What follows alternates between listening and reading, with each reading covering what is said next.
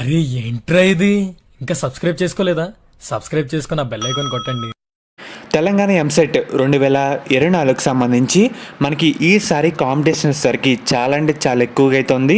ఇప్పటివరకు ఎన్ని అప్లికేషన్లు వచ్చాయి అండ్ అలాగే ఏపీ విద్యార్థులు ఎవరైతే తెలంగాణ ఎంసెట్కి అప్లై చేశారో ఏపీ సెంటర్స్ గురించి కూడా ఒక చిన్న బ్యాడ్ న్యూస్ అయితే రావడం జరిగింది.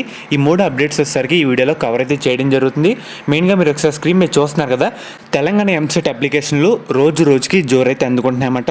డైలీ అప్లికేషన్ సంఖ్య కూడా పెరుగుతూ రావడం జరుగుతుంది. మనకి ఇంటర్ పరీక్షల ముందు సుమారుగా అప్లికేషన్లు అయితే 1,00,000 లోపు ఉండేవి. ఈ నెల 18th వరకు కూడా 1,49,000 అప్లికేషన్లు అయితే రావడం జరిగింది.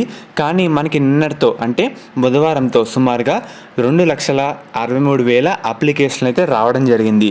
ఇది చాలా కాంపిటీషన్ అయితే చాలామంది విద్యార్థులు కూడా తెలంగాణ ఎంసెట్కి అయితే అప్లై చేస్తూ వస్తున్నారన్నమాట.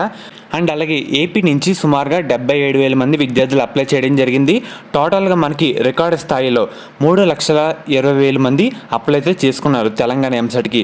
అండ్ అలాగే మనకి ఇంకా టైం అయితే ఉంది. ఈ టైంలోపు ఇంకా కొంతమంది విద్యార్థులు ఎవరైనా ఉంటే అప్లై అయితే చేసుకుంటారు. ఇంకా మనకి అప్లికేషన్లు అయితే పెరుగుతాయి. అండ్ అలాగే మనకి ఎవరైతే ఏపీ విద్యార్థులు ఉన్నారో దీంట్లోనే వాళ్ళకి ఒక చిన్న మైనస్ పాయింట్ అయితే ఉంది. విజయవాడ, గుంటూరు, వైజాగ్ ఈ ఎంసెట్ పరీక్ష కేంద్రాల్లోనే మనకి ఎన్నికల హడావిడి అయితే ఉంది. వాళ్ళ ఎన్నికల కొన్ని రూమ్స్ అయితే ఏర్పాటైతే చేసుకున్నారన్నమాట.